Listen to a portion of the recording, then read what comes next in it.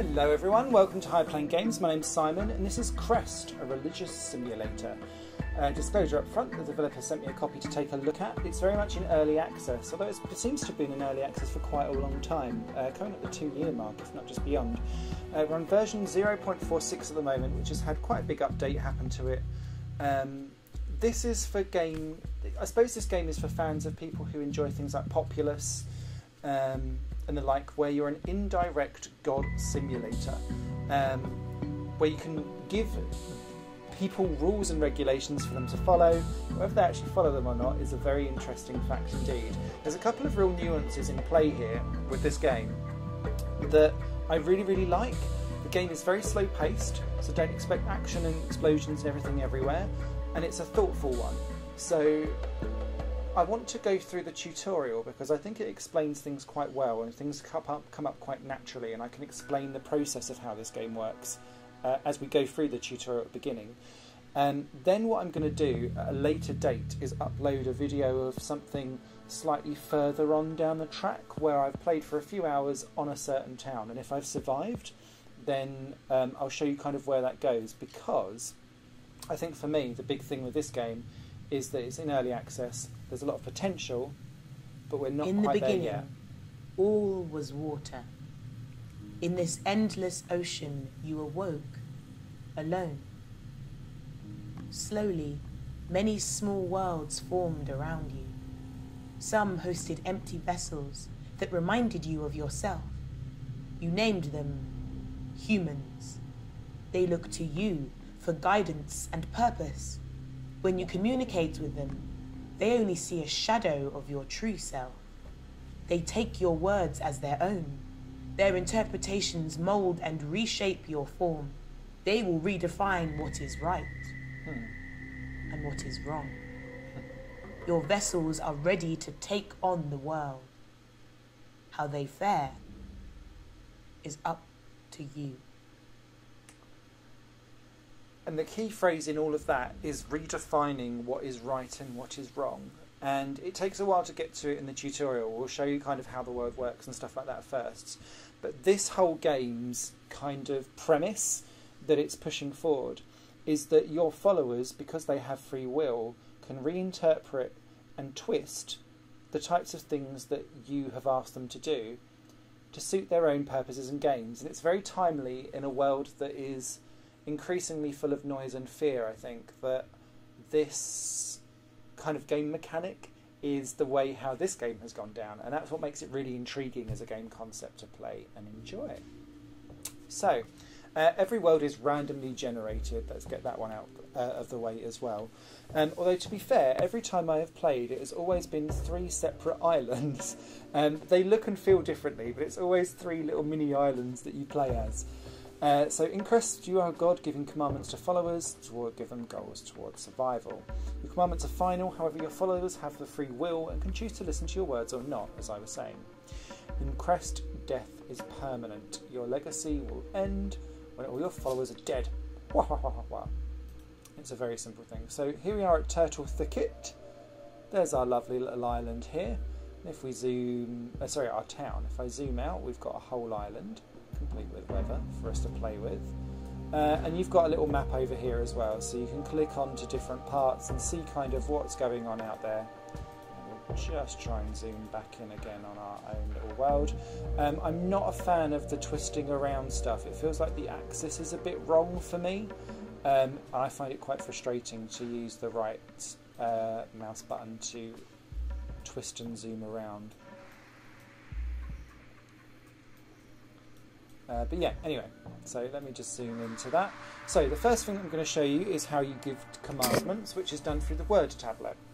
And the way how things are done, it's very much like a I do that, go kind of mentality, almost like Japanese language sentence structure. So you have a condition of who, what they should do in terms of like a verb, and what they're targeting to do. And you drag the symbols from your word tablet onto your commandment stuff. And when you do stuff, it will show you who's going to be affected, whether that be good or bad. So our first thing we're going to do is to tell our people in the savannah to gather food. So if I click savannah, let me just move this out of the way here. You can see 3 of my parts of my town will be affected from that. I'll choose an action, which is going to be produce, and then here is the word for food. And then when you do that, you proclaim a commandment, and it's done. Now, commandments cost influence, and that commandment costs 3. You can see our influence is up on the top there. We had 6 out of 9 remaining. So you can't make commandments unless you have the influence to do so. Influence does auto-replenish over time, but it auto-replenishes quite slowly. So that's what I mean by not being a fast-paced game, is that you are bottlenecked into having to make crucial decisions about what you think is the most important thing for you to do as a god next, to tell the people to go and do something. It's up to the people whether they follow it or not, but you can at least point them in the right direction to begin with. Our followers have speech balloons, and you can see our followers popping into the fray now, just behind. Let me scroll around there. And we can see at the moment they're doing what we want them to do. So let me just spin that around a little bit.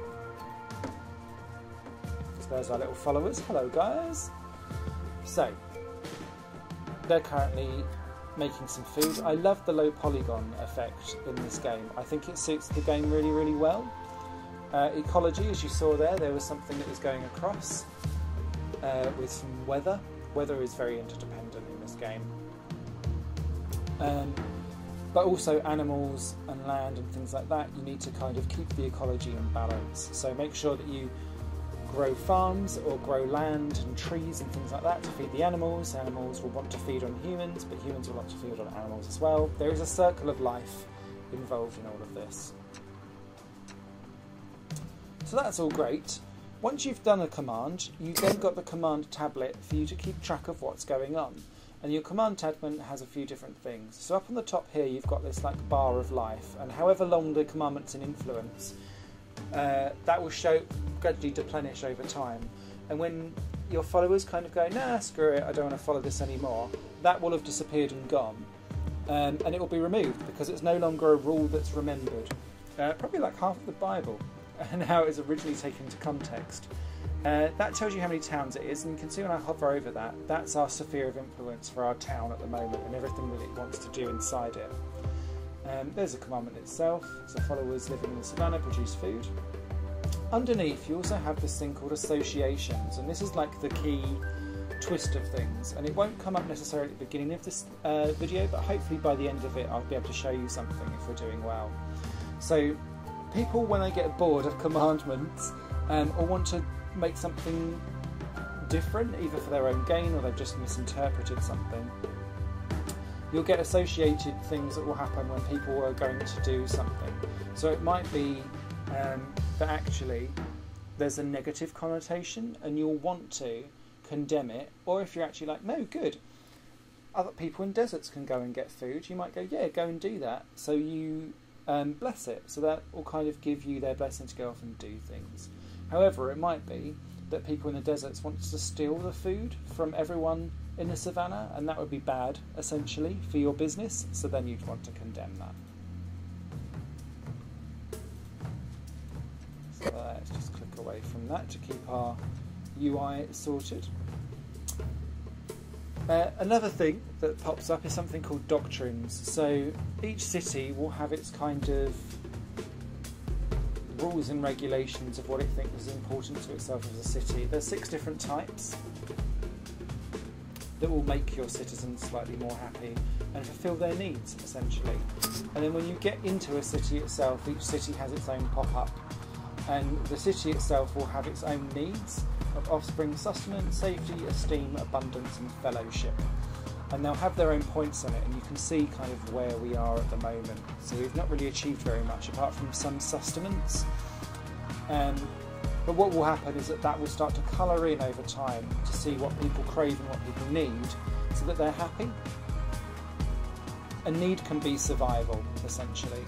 Up on the top here we've also got things like, we've got medium food, we've got low metal, low gold, because we've not really discovered gold yet. But it's all kind of there filled in for when we get going. And you've got different tabs here, so you can see what our local faith is for our commandments. our expertise. So at the minute we are good at making granary, we're crap at mining though. So we need to sort that out over time. And that's because they've been getting food. So that's all good. For our doctrines, we are flexible. The universe should always be approached with irreverence. So they're quite chilled, essentially. They're good for offspring and esteem. They're not a fan of fellowship or safety though. Come back to that in a sec. We've got an association going on here. We'll dive to that in a second. Warfare. Have we got any warriors? 4 out of 6 people are warriors at the moment. And they like food as a resource to keep them going. And then we've got our followers here. Oh, sorry, we've got 4 warriors out of 6 that we're allowed. So at the minute we are the flexible doctrine. Now you may have seen, I don't know if it's actually popped up yet. No, it hasn't.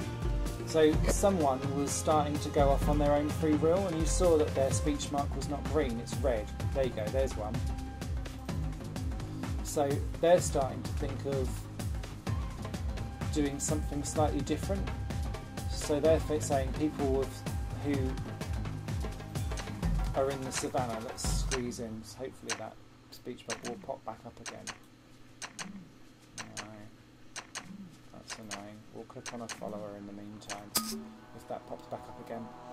So every city has its own card, every follower has its own card, and you can see that it's doing something because it's God's will, and you can confirm that because it's got a blue outline.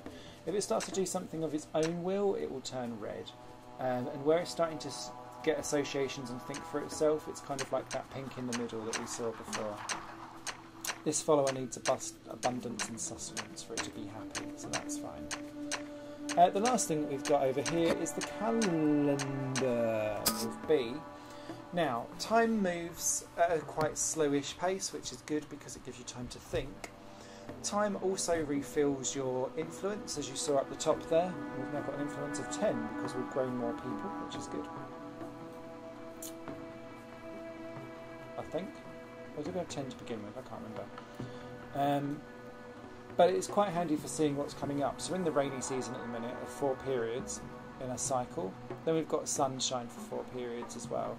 But what we'll be able to see is if, say, you're going to get a whole period where there's like 8 bits of sun or something like that, no rain's going to come and replenish your food. So you're going to need to plan for that in advance, either by hunting animals and stuff like that to provide food that way, so that you can kind of be proactive in how you're going to make sure that your followers don't all die in a famine, which would be terribly bad.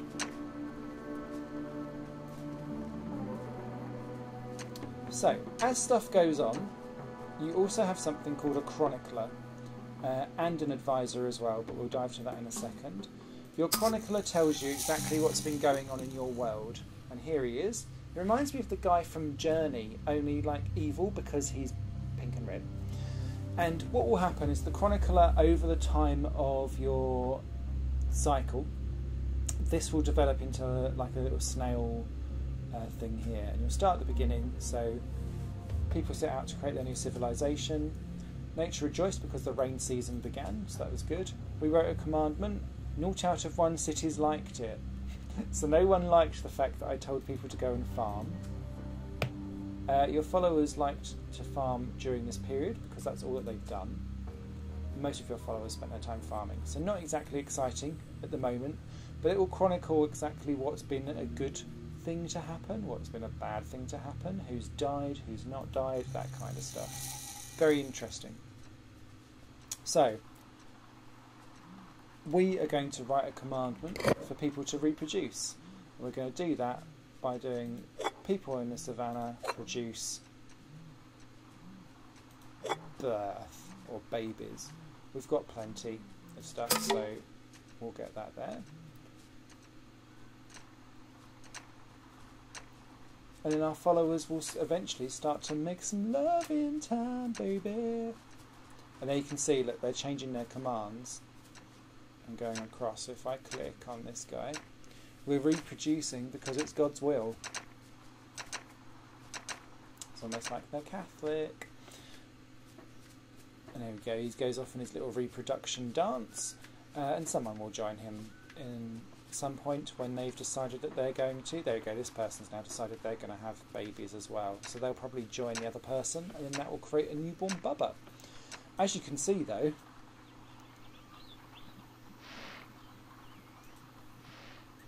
deer and antelope were playing.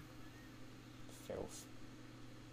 In my other playthrough, I swear I saw lions going out. Ah, here we go.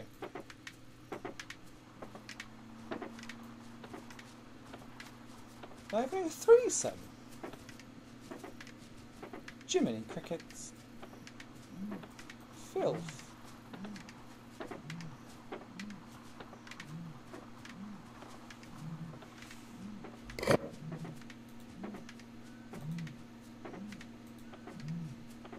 Associations, yeah.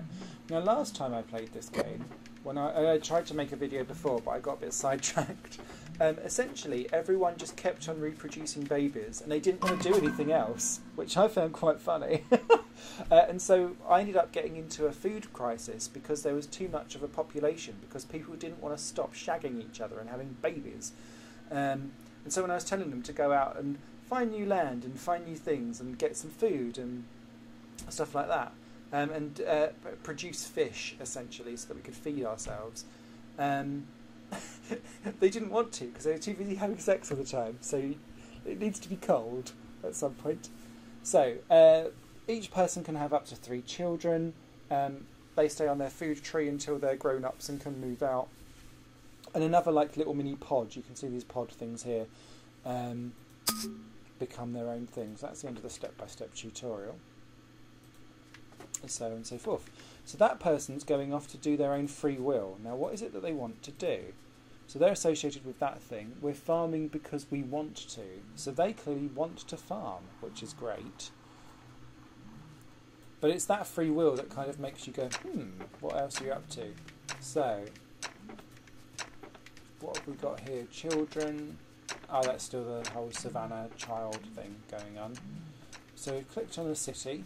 So whilst they're screwing around, because I don't want them to basically have too much sex. No,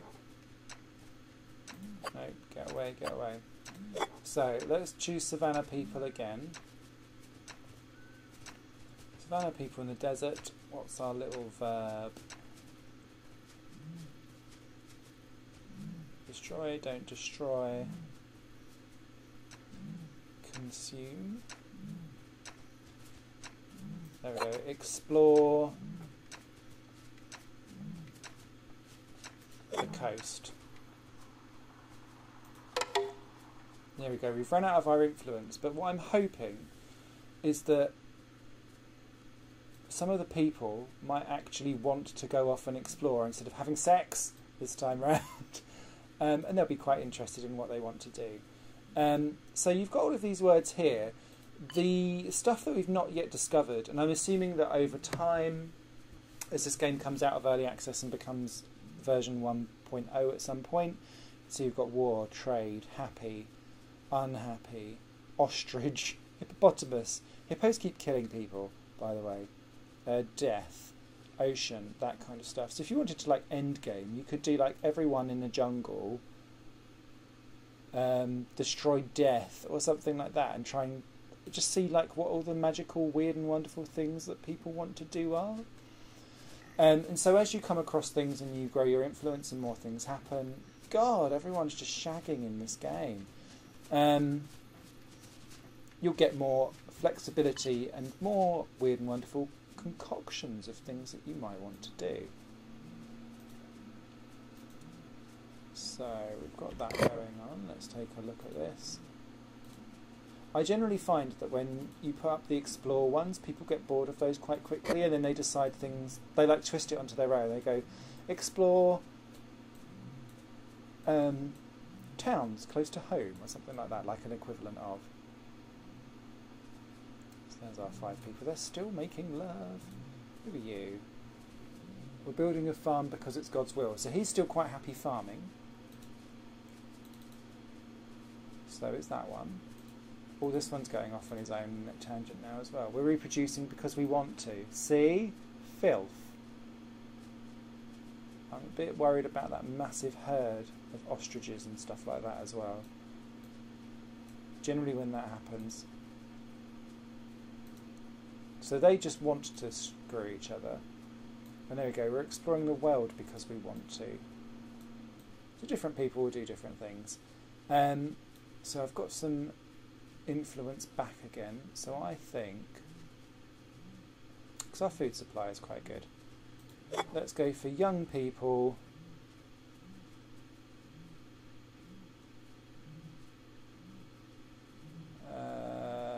Produce. Oh, there you go. Young followers fish for food. So that could be quite good. But you can start to make things like really, really awkward and terrible, because you could do things like young people consume old people. And then that becomes like the will of the gods people and everything. And everyone's like, ooh, how great is that? And so you need to kind of play out how stupid or weird or aggressive or passive or utopian you want things to be. Whether or not people will follow that is an entirely different matter entirely. And thankfully everyone seems to be quite happy with what I've said at the moment, so that's all good. But it won't be for long. So let's get rid of that as a follower.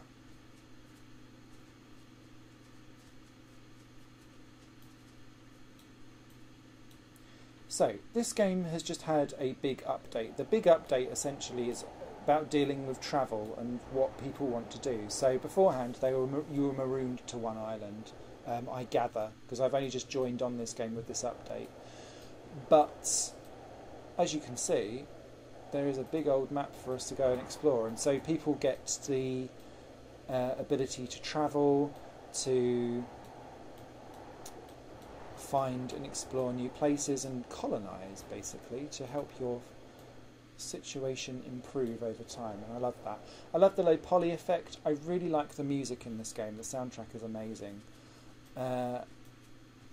If there's critical things that I want to say about the game at the moment, it's the pace is quite leisurely, but I think that can be a pro and a con, to be fair. I also find some of the movement, as you can see with some of the things, they kind of get stuck into different places. This is probably the smoothest that I've seen it all run so far. I've had like hippos get stuck on top of each other and start bugging out, essentially, because it's still in early access and development.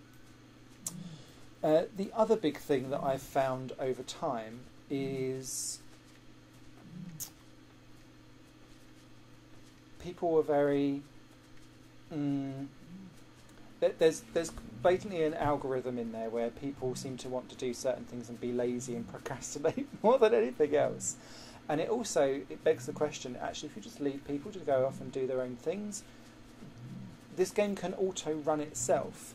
And so sometimes I kind of think, right, do you really need my help? How much of a guide am I doing for this? How much of an influence am I having over this game, or does it have its own predetermined algorithm, essentially?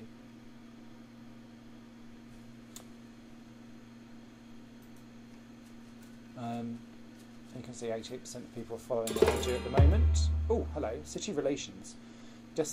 Disposition is what your followers think about each other. The relationship between cities described as love and hate. There we go. Each city has a border. And there we've invented trade. So we've basically had so many babies that we've sprawled out and founded another place. Hello, peeps. And there you can see we can start playing off with a trade deal. So for me,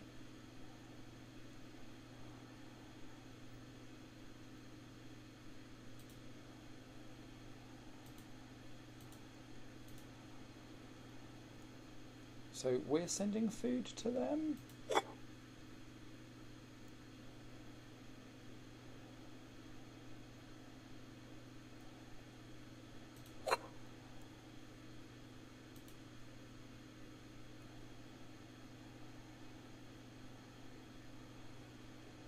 Oh, it's because the young people discovered the coast, isn't it? Sorry, my bad. I'm having a thick moment. Um,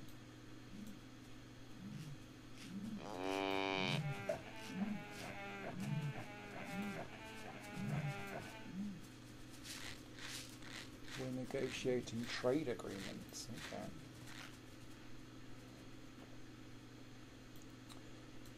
So essentially they're going to be living off of food for each other. What do we want to have as a trade agreement now? I wonder.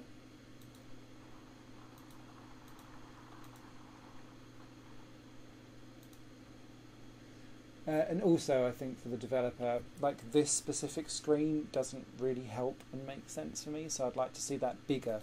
Or the ability to like balloon up certain parts of the analytics, because some of it feels really tiny, and I'm playing this on a 42-inch TV screen, and I'm struggling to kind of see what's going on around here. So they're deciding what we want. So we're saying that we're going to send them food. They're not sure what they're going to send back yet. So at some point, hello, they will sort themselves out. And look, looky, no. Great stuff. What are they sending us? I want to know.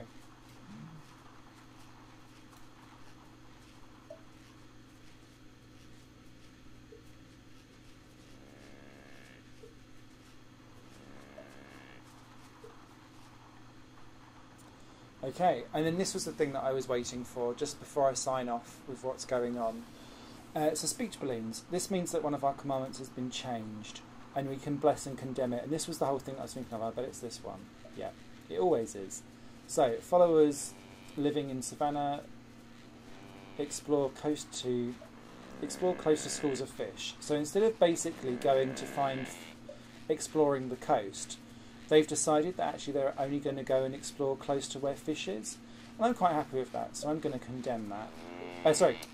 Bless that as an extra thing, because actually it's probably better as a survival. And only one town will sit and play with that at the moment. Eventually, over time, though, we can look at trying to take over this specific thing. And here we go, we've got an advisor. Thank you very much. Let's take a look at the advisor. What have you got to say, dude? During my time, having an abundance always gave us an advantage to change at a more expensive price to those who need it. And look, you can see, look how I'm not worthy of your presence, the people worship you, because we've got a massive thing that's going on. Look, you can see how quick it's all going off. Dresses ended. Your followers loved you when cycle 1 ended. Doctrine of dominance was flexible. And there we go, we're into number 2 of the rain season began. You can see things starting to change and fluctuate. So I feel like this video is needed to explain exactly how the game kind of works as a general premise. I think what I do want to do, though, is come back to this game much later down the line so that I can show you like 3 or 4 hours into trying to take over the world and have a good following, will actually be like, because it's a game that you need to invest a lot of time in to grow and develop and understand the nuances, and I'm still very much at the very early stage of that, but I'm really liking what I like. Oh, this means a priest is trying to convince another city to follow a commandment that they favour. Hello. Here we go. So they're trying to get us to sort something out. Someone's died as well. Followers died of starvation. There we go. So look, we've run out of food. So I need people in Savannah